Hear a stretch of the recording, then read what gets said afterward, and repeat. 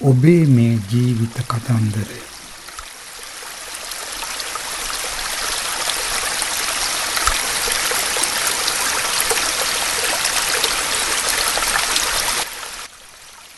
අපි කතන්දර අහන්න ආසයි.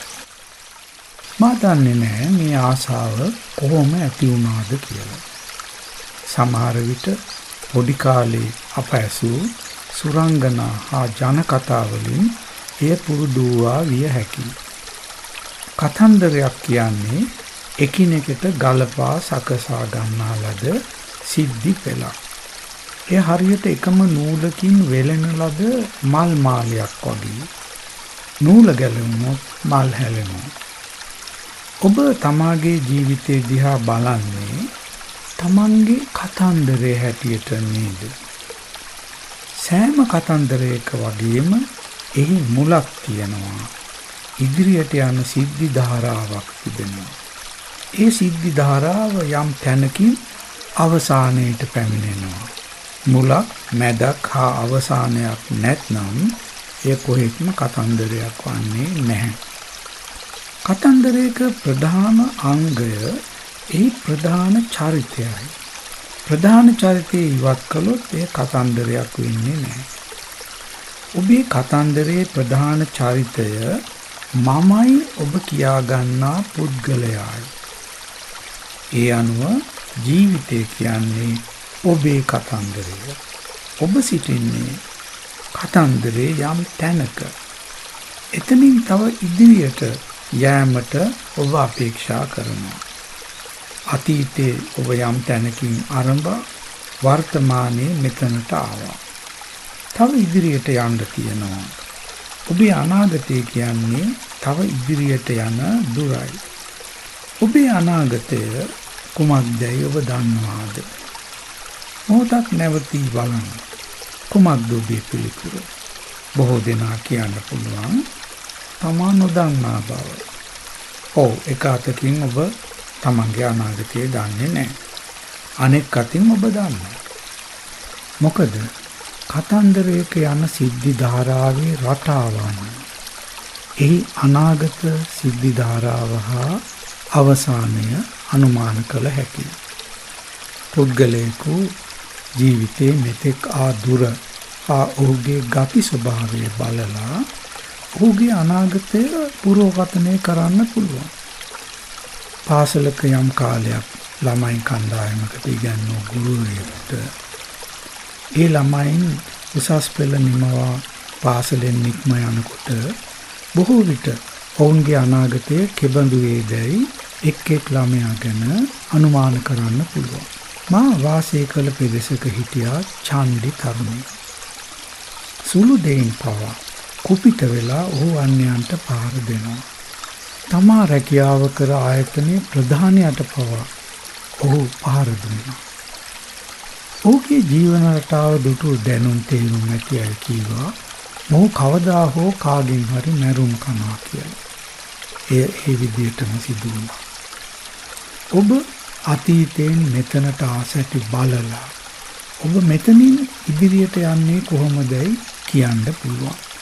දැන් මෙහිදී වැදගත් වෙනවා අප ජීවිතයෙන් කතන්දරයක් හදාගන්නේ කොහොමද යන්න විමසා බලන්න. ඇත්තම කියනවා නම් ජීවිතය කතන්දරයක් නෙවෙයි. එය අකණ්ඩව ගලාගෙන යෑමක්. ගංගාවක් හැදුනේ හරියටම කොතනින්දයි කියන්න බැරුව වගේම ඔබේ විඥානය ඇති වුණේ කොතනින්දයි යන්නත් නිශ්චිතව කියන්න බෑ. ජීවිතය යන වචනේ පවා එකwidehatකින් වැරදි. මොකද කිව්වොත් ජීවිතය කියන වචනයෙන් ගම්ම්‍ය වෙනවා යම් ස්ථාවරව පිහිටි තත්ත්වයක්. නැහැ. ඇත්තේ ජීවිතයයි අපි හිතන දේ නෙවෙයි. නිරන්තරයෙන් ගලා යන ජීව ධාරාවක්. ජීවන ක්‍රියාවලියක්. එහි මුලක් නැතුව වගේම අගක්ද නැහැ. නිමවීමකී ඔබ සිතන සෑම සිද්ධියක්ම තව සිද්ධි ධාරාවක ආරම්භය වෙනවා. ඒ තේරුම සෑම නිමාවක්ම තව විදියක ආරම්භයක් වීමයි. හරියට හේතුව ඵලය වී ඒ ඵලය තව එකක හේතුව වෙනවා වගේ. මුලක් නැති, අගක් නැති මේ ජීවන ධාරාවේ යම් සිද්ධි ධාමයක් ඔබ තෝරාගෙන එය තමාගේ කතන්දරේ වශයෙන් ගන්නවා. එය යථාර්ථය නෙවෙයි. ජීවිතයේ සමස්ත ධාරාවයි යථාර්ථය. ඇයි ඔබ ජීවිතයෙන් මම මුල් කරගත් කතන්දරයක් හදන්නේ? ඇයි මෙය මගේ ජීවිතයයි ඔබ සිතන්නේ? අපේ බොහොම බලාපොරොත්තු සුන්වීම, අනාගත බය, පසුතැවිලි ඇතිවන්නේ එහෙම සිතීම නිසායි. ඔබට පුළුවන්ද මම සංඥාවෙන් තොරව මේ ජීවන ධාරාව දිහා බලන්න? ඇයි ඔබ ජීවිතේ මම මුල් කරගත් කතන්දරයක් හදාගන්නේ? ඇයි මෙය මගේ ජීවිතයයි හිතන්නේ? අපේ බොහොම බලාපොරොත්තු සුන්වීම, අනාගත බය, පසුතැවිලි ඇති වෙන්නේ එහෙම හිතීම නිසායි. ඔබට පුළුවන්ද මම සංඥාවෙන් තොරව මේ ජීවන ධාරාව දිහා බලන්න? මේ මගේ ජීවිතයයි සිතීමත් සමග ඇතිවන අපහසුතා බොහොමයි. එහෙම සිතීමත් සමගම තමාගේ පැවැත්ම කරගෙන යන්නේ කොහොමදයි බයක් ඇති වෙනවා. තමා නිමවේදයි බයක් ඇති වෙනවා. තමා පතන සැටියෙන් ජීවිතය නොපවතින බව දැකීමෙන් අසහනයක් ඇති වෙනවා. තමා පතන ලෙස කටයුතු සිදුවන්නේ නැහැ කලකිරීමක් ඇති වෙනවා. මගේ කතන්දරය යන හුදු මනක් කල්පිතයක් බව වැටහෙනකොට ඔබ ජීවිතයේ හැටියට දකිනවා පමණයි. ඒ දැකීමේ මහත් පහසුවක් තියෙනවා. මහත් සැනසෙල්ලක් තියෙනවා. වර අපහම්වීමට කැමින් තැනැත්තියා කියා හිටියා තමා සේවය කරන ආයතනයේ කාර්ය මණ්ඩලය තමා කොන් කරන බව. ඇය විශ්‍රාම යන්නට ආසන්නව සිටි ජ්‍යෙෂ්ඨ හෙදියක්. මම ඇහුවා ඇයව මෙහෙම කොන් කරන්නේ ඇයිද කියලා. ඇය කිව්වා ඊර්ෂ්‍යාව නිසායි කියලා. කුමකට ඊර්ෂ්‍යාවද? මම ඇහුවා. ඒ කාලේ අපි ලැබුවේ ඉතා උසස් හෙද පුහුණුවක්. දැන් කාලේ හෙදියන් ලෙස එන අයගේ පුහුණුව බොහොම බාලයි. ඒ නිසා ඔවුන් මට ඊර්ෂ්‍යා කරනවා. නිසි ගෞරවය දෙන්නේ නැහැ. මට බුදුන වෛද්‍යවරු ගන්නෙ ඔවුන්ගේ පැත්ත වීම. හැමෝම මට වෙනස්කම් කරනවා. ඔවුන් රෝගීන්ට ඒ ආකල්පය වක්‍රව දෙනවා. මා කොරිඩෝව දිගේ යද්දී ඔවුන් දෙතුන් දෙනා එකතු වී කතා කරන්නේ මගේ වැරදි ගැන. මා හිලා දකිමි. මේ අසා සිටි මම ඇහුවා ඔබේ ඥාතීන්ද ඔබට වෙනස්කම් කරනවාද කියලා. ඇත්තටම ඔවුනුත් එහෙමයි. මා අවසානයේ මෙහෙම කිව්වා. මම ඔබට විනාඩි 10ක් සවන් දී සිටියා. ඒ කාලය තුල ඔබ 30 වාරයකට වඩා මම යයි කිව්වා. ඔබ හැම දෙයක්ම දකින්නේ මම පෙරටු කරගෙන. මමින් එහාට ඔබට ජීවිතයක් නැතුව වගේ. ඇත්තටම ඔබ පිළිෙන්නේ මම සංකීර්ණතාවයකි. ඇය නිහඬ වුණා. ඇය විනාඩි 5ක් පමණ එහෙම්ම නිහඬව හිටියා. මමත් ඇය සමග නිහඬව සිටියා. ඇය අවසානයේ සිහින් හඬින් කීවා මට අවබෝධ වුණා. මගේ ප්‍රශ්නය ඉවරයි. ඇගේ මූණ පැහැපත් වුණා. ඇය නැගිට ස්තුති කර යන්න ගියා.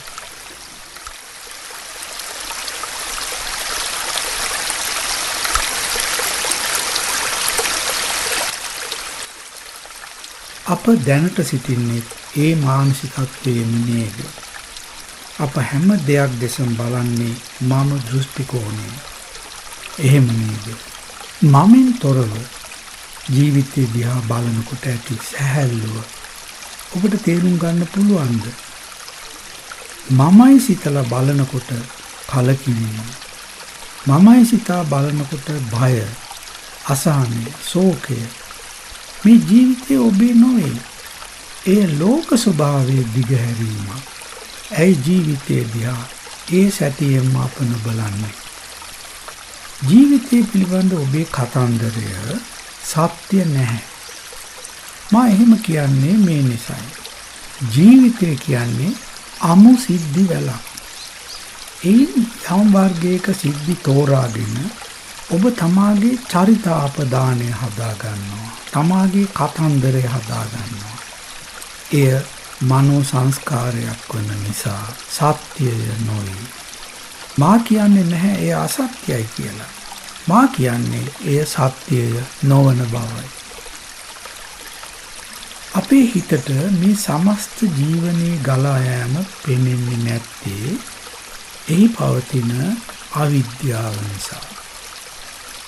එය මමංකාරයක් හදාගෙන එහි අභිලාෂය අනුව තමාට සුවිශේෂ වූ ජීවන කතන්දරයක් හදා ගන්නවා.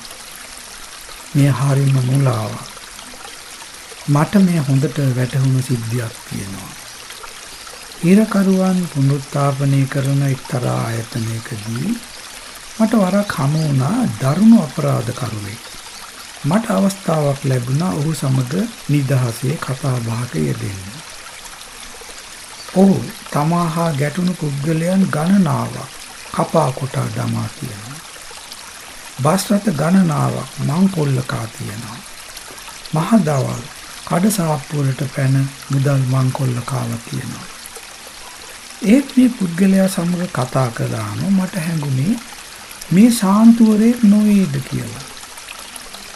ඔහු තමා ගැන හිතුවේ සමාජ අසාධාරණයට විරුද්ධව ක්‍රියා කරන සාන්තුවරයෙක් හැටියටයි. ඒ තමාගේ ජීවන චරිතය පිළිබඳ ඔහු නිර්මාණය කරගෙන සිටි ප්‍රතිරූපයයි. එහි ප්‍රශ්නය ඒ ආත්ම ප්‍රතිරූපය සැබෑ ජීවිතයේ ක්‍රියාකාරකම් සමග නොගැලපීමයි. ඔබ තමා පිළිබඳ ආත්ම රූපයක් හදාගත්තාම සිදුවන්නේ තමාගේ චින්තනය හා තමා ක්‍රියා කරන හැටි නොගැලපීම. තමා ලොවට පෙනෙන චරිතය හා තමාගේ සැබෑ ක්‍රියාකාරකම් නොගැලපීම. තමාගේ වචන හා ක්‍රියා නොගැලපීම. මෙයින් පෙනෙන්නේ ජීවිතය හා එයින් තමා හදාගන්න කතන්දරය නොගැලපෙන බව. මේ කතන්දර නිර්මාණයටම සම්බන්ධ තව වැදගත් දෙයක් තියෙනවා තේරුම් ගත යුතු. එනම් නිගමනයි. විනිශ්චයද එහි කොටසක්. ඔබ යම් ගැටලුවක් විමසා අවසානයේ නිගමනයකට එනවා. එමගින් ඔබ කරන්නේ තම විමර්ශනය එතනින් නවතා දැමීම.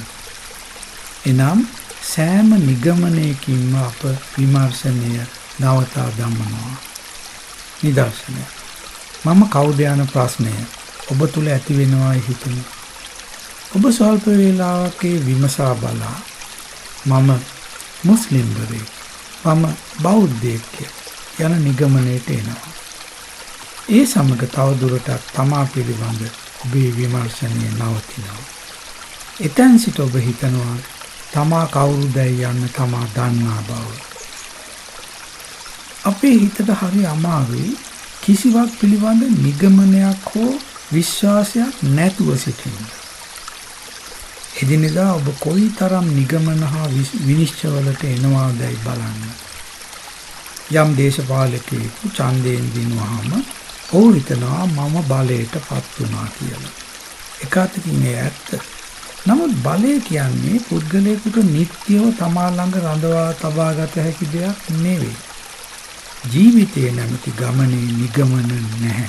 මොකද ඒ නිරන්තරයෙන්ම ගලා යන ප්‍රවාහයක් වීමයි. යම් ශිෂ්‍යයෙක් විභාගයකින් අසමර්ථ වෙනවා හිතමු. ඒ ඔහුගේ නිමාව නෙවෙයි.